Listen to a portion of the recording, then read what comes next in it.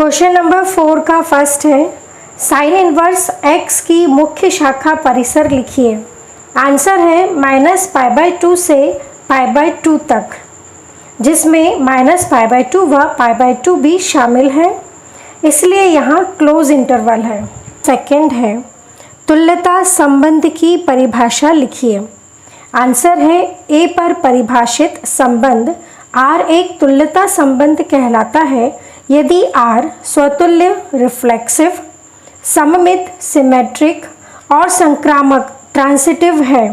Third है, x के सभी वास्तविक मानों के लिए 1 - x + x² upon 1 + x + x² का न्यूनतम मान लिखिए।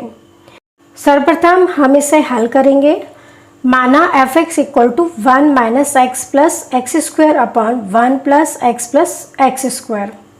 हम यहाँ न्यूमरेटर अंश को u मान लेते हैं तथा डिनोमिनेटर हर को v मान लेते हैं। अब हम इसका डिफ्रेंशिएट करेंगे तो dash of u upon v = v into u dash minus u into v dash upon v²। f'(x) = v को हम एज इट इज़ रखेंगे। u डैश की वैल्यू हमें प्राप्त होगी 1 का 0 माइनस x का -1 और x² का 2x। माइनस u को हम एज इट इज़ रखेंगे। v डैश हम प्राप्त करेंगे तो 1 का 0, x का 1 और x² का 2x और अपॉन v² अर्थात 1 + x + x² का होल स्क्वायर। अब हम इसे हल करेंगे, ब्रैकेट को सॉल्व करेंगे, तब हमें प्राप्त होगा f'(x) = 2x² - 2 upon 1 + x + x² का होल स्क्वायर। यहाँ हम 2 कॉमन ले लेते हैं और हम x के मान के लिए f'(x) को 0 रख देते हैं, तब हमें प्राप्त होता है 2 × x² - 1 = 0। अब हम इसे हल करेंगे तो हमें प्राप्त होगा x² = 1 और इसका स्क्वायर रूट लेंगे तो हमें प्राप्त होगा x = ±1।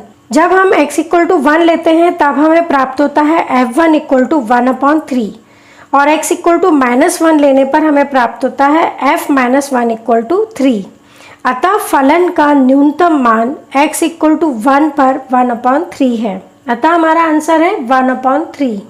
फोर्थ है, dx/dy + p1x = q1 के रूप वाले अवकल समीकरण का व्यापक हल लिखिए। यहाँ जो हमें अवकल समीकरण दिया है वह लीनियर डिफरेंशियल इक्वेशन रैखिक अवकल समीकरण है। सर्वप्रथम हम व्यापक हल जनरल सॉल्यूशन के लिए समाकलन गुणक इंटीग्रेटिंग फैक्टर IF फाइंड करते हैं।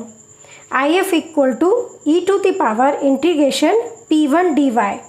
अतः व्यापक हल या जनरल सॉल्यूशन होगा x × IF = integration q1 × IF dy + c। अब हम इसमें IF की वैल्यू रखते हैं तो हमें प्राप्त होगा x × e⁻∫ p1dy = integration q1 × e⁻∫ p1dy dy + c।